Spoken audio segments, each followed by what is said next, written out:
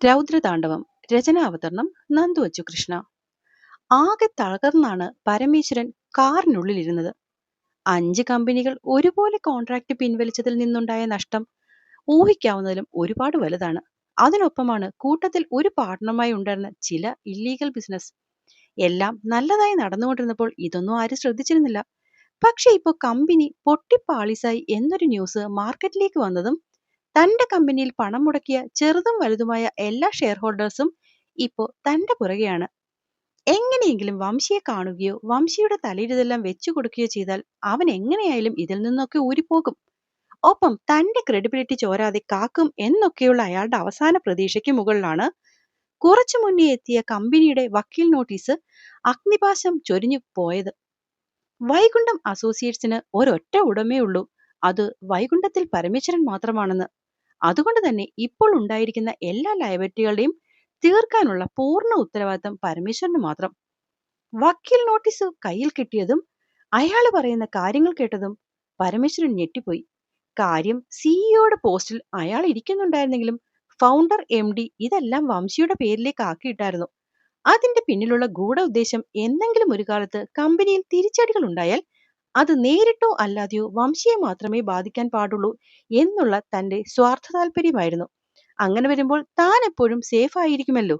പക്ഷേ ഇവിടെ ഇപ്പോൾ അവൻ എപ്പോഴാണ് ഇതിൽ നിന്നൊക്കെ മാറിപ്പോയെന്ന് അയാൾ അറിഞ്ഞിട്ട് പോലുമില്ല. പിന്നെയും വക്കീൽ കുറെ നേരം സംസാരിച്ചു. ആ സമയത്ത് വംശിയെപ്പറ്റി പറയുന്ന പല കാര്യങ്ങളും കേട്ടയാൾ ഞെട്ടിപ്പോയിരുന്നു. അതിൽ ആദ്യത്തേതും ഏറ്റവും വലിയ കാര്യവും വൈകുണ്ഠം അസോസിയേറ്റ്സ് ആണ് VA എന്ന് വിചാരിച്ചു വെച്ചിരുന്നിടത്ത് അയാൾ ഒപ്പിട്ടുകൊടുത്ത രേഖകളെല്ലാം വംശി അസോസിയേറ്റ്സിന്റെ ആയിരുന്നു പോലും. അതായത് വംശി തന്റെ കമ്പനിയിൽ നിന്ന് പോകുമ്പോൾ ഇനി ഏറ്റെടുക്കുന്ന എല്ലാ പ്രോജക്റ്റുകളുടെയും പൂർണ്ണമായ ഉത്തരവാദിത്തം തനിക്കാണ് എന്ന രീതിയിലുള്ള രേഖകൾ. അയാളുടെ കാലിനടിയിലെ മണ്ണ് പൂർണ്ണമായും ചോർന്നുപോയി. ആ ഒരു ദേഷ്യത്തോടെയും വാശിയോടെയും ഒക്കെ വീട്ടിലേക്ക് വന്നു കയറിയപ്പോൾ കണ്ടത് വാതിലിൽ കിടക്കുന്ന വംശിയുടെ ധാറാണ്. അയാൾ ദേഷ്യത്തിൽ തന്റെ വണ്ടിയിൽ നിന്നിറങ്ങി അകത്തേക്ക് പാഞ്ഞു ചെന്നു. നോക്കുമ്പോൾ സോഫയിൽ അയാളെയും പ്രതീക്ഷിച്ചെന്ന പോലെ രാജകീയമായി ഒരുവൻ. ഓടിച്ചെന്നയാൾ അവന്റെ കോളറിൽ പിടിച്ച് നേരെ നിർത്തി. മോനെ, കൂടെ നിന്ന് ചതിക്കുകയായിരുന്നു അല്ലേടാ. എന്റെ കമ്പനിയിൽ നിന്നുകൊണ്ട് ഞാൻ അറിയാതെ നീ സ്വന്തമായി കമ്പനി ഉണ്ടാക്കി. അങ്ങനെ എന്റെ കമ്പനി നശിപ്പിച്ചു അല്ലേ? എങ്ങനെ തോന്നിയടാ സ്വന്തം തന്തയെ തന്നെ പിന്നിൽ നിന്ന് കുത്താൻ? ദേഷ്യത്തിൽ അവന്റെ കഴുത്തിൽ പിന്നെയും അയാൾ പിടിമുറുക്കിയതും അയാൾ അവന്റെ നെഞ്ചിൽ കൈവച്ച് ഒരൊറ്റ തള്ളായിരുന്നു പിന്നിലേക്ക്. അപ്രതീക്ഷിതമായിരുന്നെങ്കിലും അവന്റെ കായിക ബലത്തിൽ അയാൾ തെറിച്ച് നിലത്തേക്ക് വീണു. വിച്ചു, ഡാ! അയാളെ താങ്ങാൻ പോയ ദേവമ്മയും നിലത്തേക്ക് വീണ പരമേശ്വരനും ഒരേ ശബ്ദത്തിൽ അവന് നേരെ ചീറി. അച്ഛന്റെ ദേഹത്ത് കൈവെക്കുന്നോടാ നീ? ഒരു വിധത്തിൽ അയാളെ പിടിച്ച് നേരെ നിർത്തി ദേവമ്മ തിരിച്ചു വന്ന് വംശിയുടെ നേരെ കൈ ഉയർത്തിയതും അവൻ ആ കയ്യിൽ കയറി പിടിച്ചു. എന്നെ ജനിപ്പിച്ചു എന്നുള്ളൊരൊറ്റ കാരണം കൊണ്ടാണ് അയാളെ ഞാൻ കൊല്ലാത്തത്. പക്ഷേ ഉണ്ടല്ലോ, മരണം വേണ്ടെന്നുണ്ടെങ്കിൽ ആഗ്രഹിക്കും വിധം അയാളെ ഞാൻ കൊല്ലാക്കൊല്ല ചെയ്യും. ഒപ്പം തന്നെ നിങ്ങളെയും. വലിഞ്ഞു മുറുകിയ മുഖത്തോടെയുള്ള അവന്റെ ആ പറച്ചിൽ കേട്ടതും ദേവമ്മ ഞെട്ടിപ്പോയി. കാര്യം അവന്റെ ദേഷ്യം പലതരത്തിൽ കണ്ടിട്ടുണ്ടായിരുന്നെങ്കിലും ഇങ്ങനെ വല്ലാത്ത രൂപത്തിൽ നിൽക്കുന്നൊരു രൂപം അവർക്ക് ആദ്യമാണ്. പിന്നെ നീ കുറെ പുളുത്തും. ഇന്നലത്തെ മഴയിലുണ്ടായ തകരയാടാ നീ. ആ നിന്നെ ഇവിടെ വരെ വളർത്താൻ എനിക്കറിയാമെങ്കിൽ ഒരൊറ്റ നിമിഷം കൊണ്ട് നിന്നെ തീർക്കാനും എനിക്കറിയാം. ആഹാ, ഇത്രയൊക്കെ വന്നിട്ടും പരമേശ്വരൻ സാറിന്റെ കോൺഫിഡൻസ് അതേപോലെയാണല്ലോ വംശി. അപ്പൊ പിന്നെ അതിനിട്ട് വേണ്ടടാ ആദ്യത്തെ അടി കൊടുക്കാൻ. അതുവരെ സൈഡിൽ നിന്ന് അപ്പനെയും മോനെയും നോക്കിക്കണ്ടു നിന്ന വംശി അഗ്നി അവർക്കടുത്തായി ചെന്നുകൊണ്ട് പറഞ്ഞു. ഓ, ചാവാലിപ്പട്ടികളും ഒപ്പം ഉണ്ടായിരുന്നോ? ആ ഒരു ചോദ്യത്തോടെ അയാൾ പാർത്ഥനെ തേടി. അങ്ങനെയൊരു തേടൽ ഉണ്ടാകും എന്നറിഞ്ഞുകൊണ്ട് തന്നെ പാർത്ഥൻ തൊട്ടപ്പുറത്തെ സോഫയിൽ അദ്ദേഹത്തെ നോക്കി ചിരിച്ചുകൊണ്ടിരിക്കുകയായിരുന്നു. തീർത്തും പുച്ഛം മാത്രമുണ്ടായിരുന്ന വളരെ വികലമായ ഒരു ചിരി. എടാ ചെറുക്ക, ഈ രണ്ടുപേരും ഉപദേശം തന്ന പോലെയാണ് നീ ഈ കാണിച്ചതെങ്കിൽ, എടാ അത് നമ്മുടെ കുടുംബം കുളം തോണ്ടാൻ വേണ്ടി ഇവന്മാരുടെയൊക്കെ പിൻബുദ്ധിയാണ്. നീ അതിൽ വീണ് നമ്മുടെ കുടുംബ പേര് നശിപ്പിക്കല്ലേ. അപ്പോഴും സ്വന്തം പേര് നശിക്കും എന്നുള്ളൊരു ചിന്തയല്ലാതെ അയാളിൽ മറ്റൊന്നും കാണാൻ വംശിക്ക് സാധിച്ചില്ല.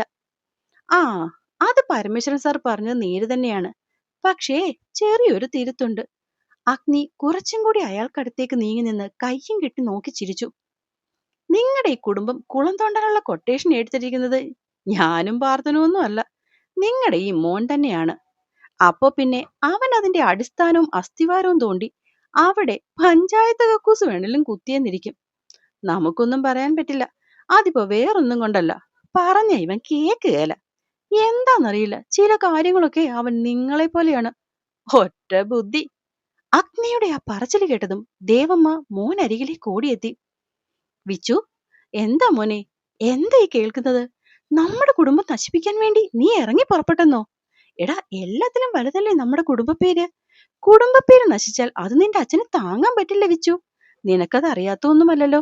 അല്ലേടാ? അതുകൊണ്ട് ചുമ്മാ നീ ആവശ്യമില്ലാത്ത പ്രശ്നങ്ങളൊന്നും ഉണ്ടാക്കരുത്. നീയും നിന്റെ അച്ഛനും തമ്മിൽ എന്തെങ്കിലും പ്രശ്നമുണ്ടെങ്കിൽ അത് നമുക്ക് പറഞ്ഞു തീർക്കാവുന്നേ ഉള്ളൂ.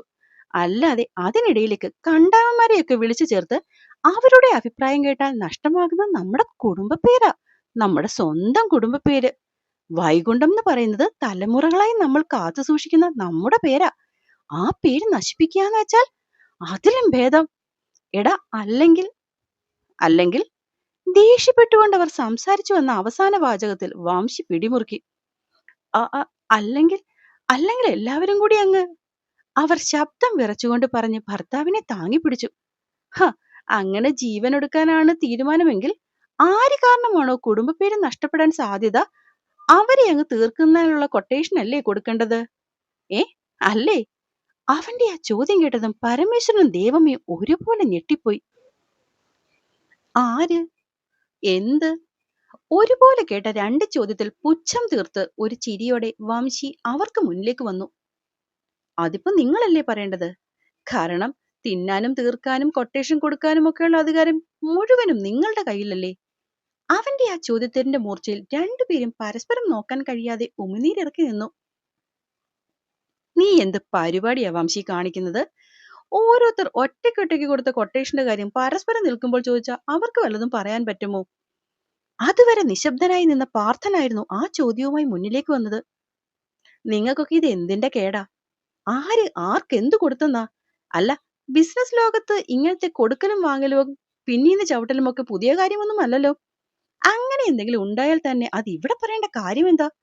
ഒരേ നാവിൽ 1000 ചോദ്യങ്ങളുമായി പരമേശ്വരൻ എന്തോ മറയ്ക്കുന്ന പോലെ ചാടിക്കടിച്ചതും പാർത്ഥന്റെ നേരെയായിരുന്നു അയാളുടെ നോട്ടമത്രയും. അയ്യോ, അങ്ങനെ ചോദ്യം ചോദിച്ചുകൊണ്ട് എന്റെ അടുത്തേക്ക് വന്നാൽ എനിക്ക് പറയാൻ ഉത്തരമൊന്നുമില്ല. ഇനിയിപ്പോ ഉത്തരം കിട്ടിയേ പറ്റുള്ളൂങ്കിൽ ദേ ഇവനോട് ചോദിക്കണം, അല്ലെങ്കിൽ മുന്നിൽ നിൽക്കുന്ന ഇവനോട്. കാരണം എന്താണെന്നറിയോ? ദേവമ്മയെ കയ്യിൽ പിടിച്ച് ഒരൽപ്പം മാറ്റി നിർത്തി പാർത്ഥൻ പരമേശ്വരന്റെ കണ്ണിൽ നോക്കി. ഇവർ രണ്ടുപേരും മുന്നിൽ നടക്കുന്നത് വളരെ വേഗം കണ്ട് അപ്പോൾ തന്നെ പ്രതികരിക്കുന്നവരാണ്. പക്ഷെ ഞാൻ അങ്ങനെയല്ല. എന്റെ മുന്നിലെത്തുന്ന എന്ത് കാര്യമായാലും ഞാൻ അവസാന നൂലിഴ വരെ കീറിയത് പരിശോധിക്കും. എന്നിട്ടേ ഒരു തീരുമാനത്തിലെത്തൂ. പക്ഷെ ഒരിക്കൽ ആ തീരുമാനമെടുത്താൽ ഒറ്റയടിക്ക് ഞാൻ കൊല്ലില്ല. പക്ഷെ മരണം കാക്കും പോലെ ഞാൻ ഇഞ്ചിഞ്ചായി പിഴിയും. ഇന്ന് വരെ കാണാത്ത, മറ്റാരും അറിയാത്ത പാർത്ഥന്റെ ആ മുഖം കണ്ടതും പരമേശ്വരനും ദേവമ്മയും ഒരുപോലെ ഭയന്നുപോയി. ദേ, വീട്ടിൽ കയറുമെന്ന് ഭീഷണിപ്പെടുത്തിയാൽ മകനാണെന്നോ അവന്റെ കൂട്ടുകാരനാണെന്നോ ഒന്നും ഞാൻ നോക്കില്ല. പോലീസ് സ്റ്റേഷനിൽ പരാതി കൊടുക്കും. അല്ലെങ്കിലും എനിക്കിനി മുൻപിൻ നോക്കാനൊന്നുമില്ല. അവരുടെ ചോദ്യങ്ങളിലും പറച്ചിലും ഭയപ്പെട്ടെങ്കിലും അത് പുറത്തു കാണിക്കാതെ പരമേശ്വരൻ പെട്ടെന്ന് അവരിൽ നിന്നും മുഖം മറച്ചുകൊണ്ട് വീണ്ടും ആ ധാർഷ്ട്യഭാവത്തിൽ അവരിൽ നിന്നും മാറി. ഓഹോ, എങ്കിൽ പിന്നെ അങ്ങനെ ആവട്ടെ, അല്ലേ വംശി? ഒന്നും മിണ്ടാതെ മുന്നിൽ നിൽക്കുന്നവരിൽ മാത്രം കണ്ണു നട്ടു നിൽക്കുന്നവനെ നോക്കി അഗ്നി ചോദിച്ചു. മൂളൽ കേട്ടതും അഗ്നി പരമേശ്വരന്റെ നേരെ തിരിഞ്ഞു. അപ്പൊ ശരി പരമേശ്വരൻ സാറേ, ആരെയാ വിളിക്കേണ്ടതെന്ന് വെച്ചാ വിളിച്ചോളൂ. പോലീസിനെയോ കമ്മീഷണറെയോ ആരാണെന്ന് വെച്ചാ വേഗം വേണം. എന്നാലേ എനിക്ക് മീഡിയ കൂടി വിളിക്കാൻ പറ്റൂ. അപ്പൊ പിന്നെ ഒരൊറ്റ ഫ്രെയിമിൽ എല്ലാ കാര്യത്തിനും തീരുമാനമാകും. വളരെ കാഷ്വലായുള്ള അവന്റെ പറച്ചിലിൽ അയാൾക്കെന്തോ അപകടം മണത്തു. ഹ, സാർ എന്നെ ഇങ്ങനെ നോക്കി നിൽക്കാതെ വേഗം പോലീസിനെ വിളിക്ക്. അപ്പോഴേക്കും ഞാൻ ചാനലിലേക്ക് ഒന്ന് വിളിക്കട്ടെ. വൈകുണ്ഠം തറവാട്ടിൽ നിന്നും ആ ശവശരീരത്തിന്റെ അവശിഷ്ടങ്ങൾ എടുക്കുമ്പോൾ മാക്സിമം കവറേജ് കിട്ടേണ്ടതല്ലേ? ശവശരീരത്തിന്റെ അവശിഷ്ടങ്ങളോ? അതുവരെ കാര്യമൊന്നും അറിയാതിരുന്ന സ്ത്രീ പെട്ടെന്ന് കയറി ചോദിച്ചു. ആ, അപ്പൊ ഭർത്താവിന്റെ ലീലാവിലാസങ്ങളൊന്നും അമ്മയ്ക്ക് അറിയില്ല എന്നാ? പാർത്ഥന്റെ ആ കളിയാക്കലിൽ അവരവനെ സൂക്ഷിച്ചു നോക്കി. മട്ടും പാവവും ഒക്കെ കണ്ടിട്ട് ആശാട്ടി ഇതുവരെ അറിഞ്ഞില്ലെന്ന് തോന്നുന്നു ഭർത്താവിന്റെ ലീലാവിലാസങ്ങൾ. ആ, പോട്ടെ, ഞങ്ങൾ തന്നെ പറഞ്ഞു തരാം. പറയുന്നതിന്റെ ഒപ്പം തന്നെ അഗ്നി വംശിയിരിക്കുന്നതിന്റെ ഇപ്പുറത്തായി വന്നിരുന്നു. അതെ, കുറച്ചു കാലം മുന്നേ വരെ നിങ്ങളുടെ സന്തത സഹചാരിയായിരുന്ന, നിങ്ങളുടെ എല്ലാ വൃത്തികേടുകളും ഏറ്റവും അടുത്ത് നിന്ന് കാണുകയും അറിയുകയും ചെയ്യുന്ന ഒരു പാവം ഗൂസൻ നിങ്ങൾക്ക് ഉണ്ടായിരുന്നില്ലേ? ആളിപ്പോ എവിടെയാ? അതിശയം കലരും പോലെ അവൻ ചോദിച്ചു. കുറുപ്പ് അവരുടെ ചുണ്ട് മെല്ലെ മൊഴിഞ്ഞു. സ്തോത്രം, ആളുടെ പേരെങ്കിലും ഓർമ്മയുണ്ട്. അത് കേട്ടതും പരമേശ്വരൻ ഞെട്ടി. മതി മതി നിന്റെയൊക്കെ സംസാരം. അല്ലെങ്കിൽ തന്നെ എന്റെ ഭാര്യയോട് സംസാരിക്കാൻ നീയൊക്കെ ആരാ? മര്യാദയ്ക്ക് എന്റെ വീട്ടിൽ നിന്ന് ഇറങ്ങാൻ നോക്ക്. അല്ലെങ്കിൽ ഇത്രയും നേരം സംസാരിച്ച രീതിയാവില്ല എന്റേത്. പറയുന്നതിന്റെ ഒപ്പം തന്നെ കാര്യം പറഞ്ഞുകൊണ്ടിരുന്ന അഗ്നിയെയും അവന്റെ നിന്നും പാർത്ഥനെയും അയാൾ കയ്യിൽ പിടിച്ചു മാറ്റാൻ നോക്കി. ഹ, അടങ്ങ് സാറേ, എന്തായാലും പോലീസും കാര്യങ്ങളും ഒക്കെ വരും. അപ്പൊ പിന്നെ വീട്ടിലിരിക്കുന്ന അമ്മച്ചി കാര്യങ്ങൾ അറിയാതിരുന്നാൽ അതൊരു മോശമല്ലേ? ചുണ്ടൊന്നു കൂടി അയാളെ നല്ലോണം പുച്ഛിച്ചു അവൻ. ആ, അപ്പൊ നമ്മൾ എവിടാ പറഞ്ഞു നിർത്തിയത്? ചോദിക്കുന്നതിന്റെ ഒപ്പം തന്നെ കൈനീട്ടി അടിക്കാൻ തുടങ്ങിയ പരമേശ്വരനെ ആ കൈ പിന്നിലേക്ക് വളച്ചു വെച്ച് അഗ്നി അയാളെ സോഫയിലേക്ക് തള്ളിയിട്ടു. എടാ മാറടാ, നീ എന്താ കാണിക്കുന്നത്? വിച്ചുമോനെ, നിന്റെ അച്ഛനെ ഇവരൊക്കെ ചെയ്യുന്നത് കണ്ടു നിൽക്കുവാണോ നീ? അഗ്നിയുടെ കയ്യിൽ നിന്നും അയാളെ രക്ഷിക്കാൻ ശ്രമിക്കുന്നതിന്റെ ഒപ്പം അവർ വംശിയോട് അതിഭീകരമായി ദേഷ്യപ്പെട്ടു. പക്ഷെ അപ്പോഴും വെറുതെ കൈകെട്ടി നിന്ന് കാഴ്ച കണ്ടതല്ലാതെ അവൻ ഒരു വാക്കുപോലും പറഞ്ഞില്ല. അപ്പോ എന്നെ കേൾക്കുകയും വായിക്കുകയും ചെയ്യുന്ന എന്റെ എല്ലാ കൂട്ടുകാരും കഥ ഇഷ്ടമാകുന്നുണ്ടെങ്കിൽ ഒന്ന് സബ്സ്ക്രൈബ് ചെയ്ത് ഒപ്പം കൊണ്ടേ. അപ്പം അടുത്ത ഭാഗമായി നമുക്ക് നാളെ കാണാം കേട്ടോ. നന്ദി.